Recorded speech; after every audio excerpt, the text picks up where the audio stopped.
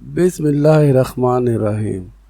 الصلاۃ والسلام علیکہ یا رسول اللہ و علی آلک و اصحابک یا نبی اللہ۔ الصلاۃ والسلام علیکہ یا نبی اللہ و علی آلک و اصحابک یا نور اللہ۔ آج کی ہماری یہ ویڈیو اسلام کی روح پرور اور ایمان افروز واقعات کا ایک حصہ ہے۔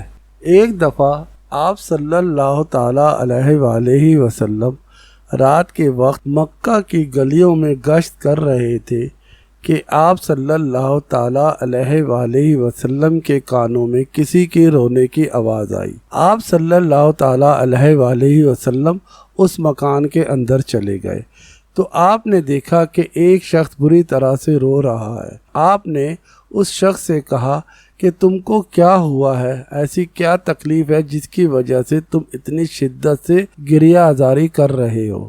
اس نے کہا کہ میرا مالک مجھ سے پورا دن بہت زیادہ مشقت لیتا ہے اور رات میں مجھے چکی پیسنے پہ لگا دیتا ہے۔ میں اتنا تھک جاتا ہوں کہ آرام نہیں کر پاتا، اسی وجہ سے میرا پورا جسم درد سے بے حال ہے۔ آپ صلی اللہ تعالیٰ علیہ وآلہ وسلم نے فرمایا کہ میں تمہیں تمہارے مالک سے خرید کر آزاد تو نہیں کر سکتا، ہاں البتہ میں یہی کر سکتا ہوں کہ آج رات تم آرام کر لو اور تمہاری جگہ میں چکی پیس دیتا ہوں۔ آپ صلی اللہ تعالیٰ علیہ وآلہ وسلم تمام رات چکی پیستے رہے اور وہ شخص آرام سے سو گیا۔ منہ اندھیرے ہی جب وہ شخص سویا ہوا ہی تھا، صلی اللہ تعالیٰ علیہ وآلہ وسلم چلے جاتے۔ اس طرح 2-3 دن آپ صلی اللہ تعالیٰ علیہ وآلہ وسلم روزانہ اس کے گھر تشریف لاتے اور اس کے حصے کی چکی پیستے اور منہ اندھیرے ہی واپس چلے جاتے۔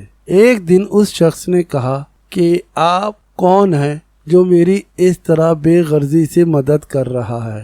آپ صلی اللہ تعالیٰ علیہ وآلہ وسلم نے فرمایا کہ تم نے کبھی محمد کا نام سنا ہے؟ تو اس نے کہا ہاں میں نے وہ نام سنا ہے، یہ وہی شخص ہے نا جس نے نبوت کا دعویٰ کیا ہے؟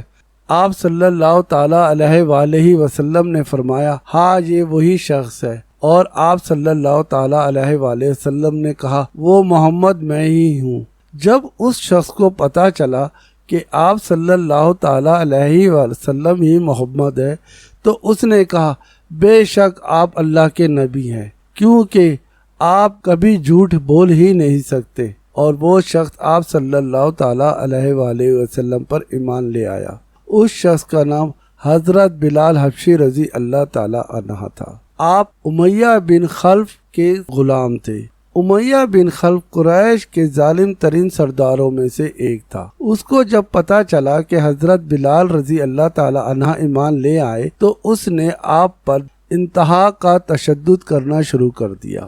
رات کوڑے برساتا اور آپ کے جسموں پہ نمک چھڑکتا، اور صبح ہوتے ہی جب سورج اپنی پوری آب و تاب سے روشن ہوتا تو وہ تپتی ہوئی ریت پر آپ کی اس زخمی کمر کے بل آپ کو لٹا دیتا اور آپ کے اوپر اینٹیں رکھ دیتا، جس کی شدت سے آپ کی کمر جھلس جاتی اور آپ بہت زیادہ اذیت میں مبتلا ہو جاتے۔ اس موقع پر امیہ بن حلف آپ سے کہتا کہ تم انکار کرتے ہو اس نئے مذہب کا، تو وہ ایک ہی بات کہتے، احد، اللہ ایک ہے، اللہ ایک ہے۔ اس طرح امیہ بن حلف نے آپ پر اپنے ظلم و تشدد کو انتہا کا کر دیا۔ کبھی وہ آپ کو مکہ کے آوارہ لوگوں کے ہاتھوں دے دیتا اور وہ لوگ آپ کے گلے میں رسیاں ڈال کر آپ کو پورے مکہ میں گھسیٹتے پھرتے، جس سے آپ کی کھال مبارک بھی ادھڑ جاتی، مگر آپ کی زبان پر صرف ایک ہی لفظ رہتا، اللہ ایک ہے، اللہ ایک ہے۔ آپ صلی اللہ تعالیٰ علیہ وآلہ وسلم کا جب گزر ہوا اور آپ نے دیکھا کہ حضرت بلال رضی اللہ تعالیٰ عنہ پر بے انتہا تشدد کیا جا رہا ہے تو آپ صلی اللہ تعالیٰ علیہ وآلہ وسلم نے ان کو صبر کی تلقین فرمائی۔ حضرت بلال رضی اللہ تعالیٰ عنہ پر اتنا زیادہ تشدد کیا گیا کہ ہمارے پاس وہ الفاظ نہیں ہیں کہ ہم ان کو بیان کر سکیں۔ ان سب حالات میں جب حضرت ابو بکر صدیق رضی اللہ تعالی عنہ کو اس بات کا پتہ چلا کہ حضرت بلال رضی اللہ تعالی عنہ پر بے انتہا تشدد کیا جا رہا ہے تو آپ نے امیہ بن خلف سے کہا کہ تم بلال کو میرے ہاتھوں بھیج دو۔ امیہ بن خلف نے کہا کہ میں اگر بلال کو تمہارے ہاتھ بیچتا ہوں تو اس کے بدلے میں تم مجھے کیا دو گے؟ حضرت ابو بکر صدیق رضی اللہ تعالی عنہ نے فرمایا میں تمہیں اپنا بہترین غلام دوں گا۔ امیہ بن خلف نے کہا کہ نہیں، مجھے غلام کے علاوہ بھی کچھ چاہیے، اور اس نے کئی ہزار درہم کی ڈیمانڈ کی۔ آپ نے فرمایا میں تمہیں جتنے پیسے تم نے بولے ہیں وہ بھی دوں گا اور ساتھ اپنا غلام بھی دوں گا، تم حضرت بلال رضی اللہ تعالی عنہ کو میرے ہاتھ پہ بھیج دو۔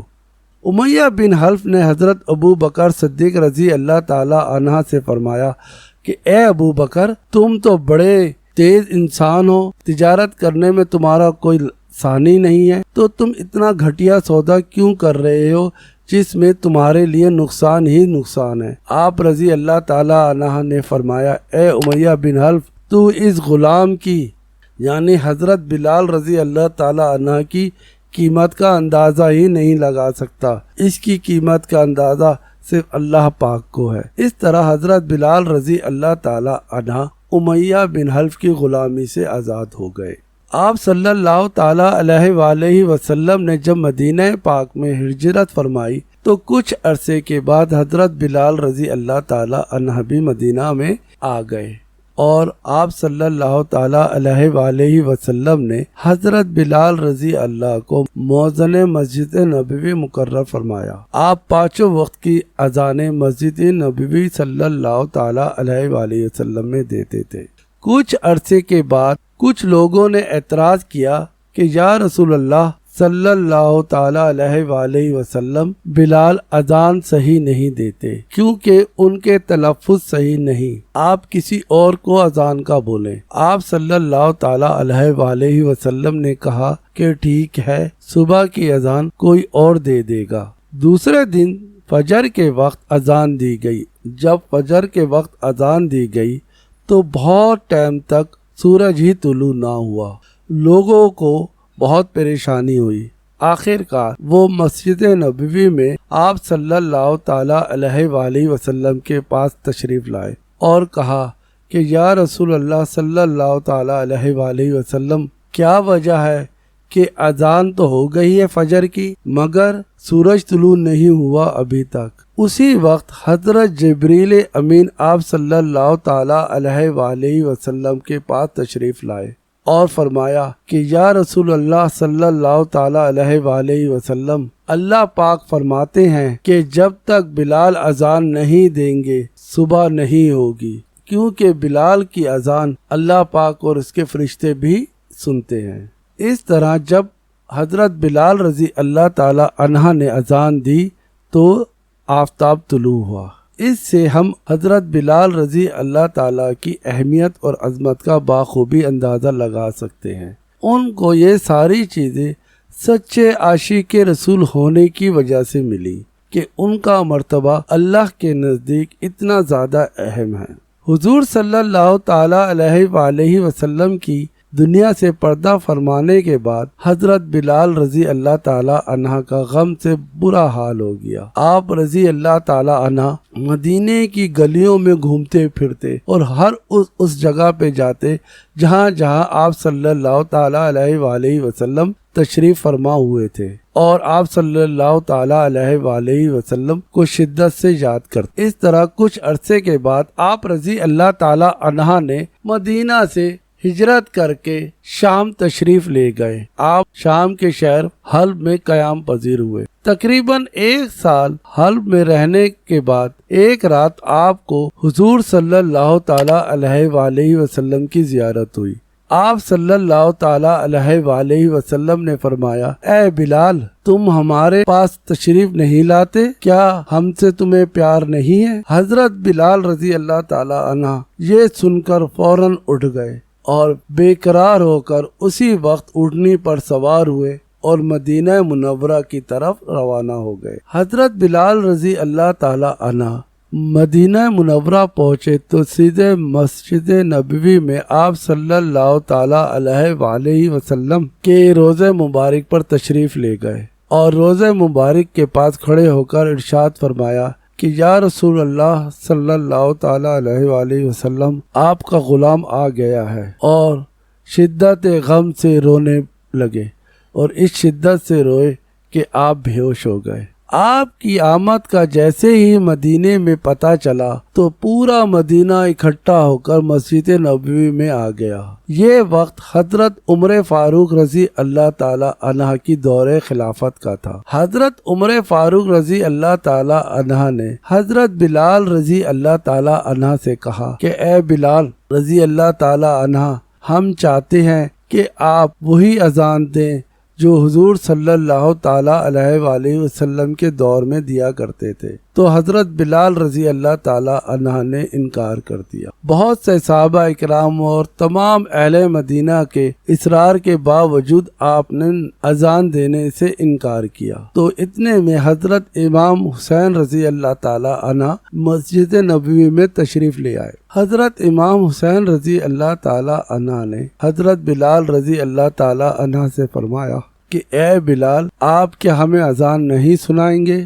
تو حضرت بلال رضی اللہ تعالی عنہ خاموش ہو گئے اور فرمایا کہ ہاں، آپ کے کہنے پر میں ضرور اذان دوں گا۔ حضرت بلال رضی اللہ تعالی عنہ نے جب اذان دینا شروع کی تو جیسے ہی وہ اس پر پہنچے اشہد ان لا الہ الا اللہ، تو انتہا کا بے قرار ہو گئے، اور جب آپ نے پڑھا اشہد ان محمد عبدہ ورسولہ تو آپ رونے لگ گئے اور اس شدت سے روئے کہ آپ بے ہوش ہو گئے اور اذان پوری نہ کر سکے۔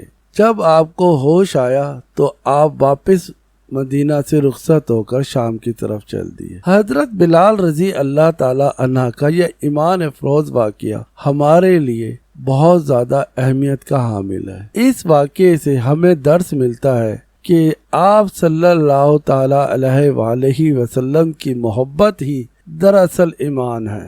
جس کے دل میں جتنی آپ صلی اللہ تعالی علیہ وآلہ وسلم کی محبت ہوگی اتنا ہی ایمان اس کا مضبوط ہوگا۔ اللہ تعالیٰ سے دعا ہے کہ اللہ تعالیٰ ہمیں بھی اور آپ سب کو بھی ویسے ہی ایمان عطا فرمائے جیسا صحابہ اکرام رضی اللہ تعالی عنہ کو تھا۔ اللہ ہمارا اور آپ سب کا حامی و ناصر ہو۔ اللہ نگہبان۔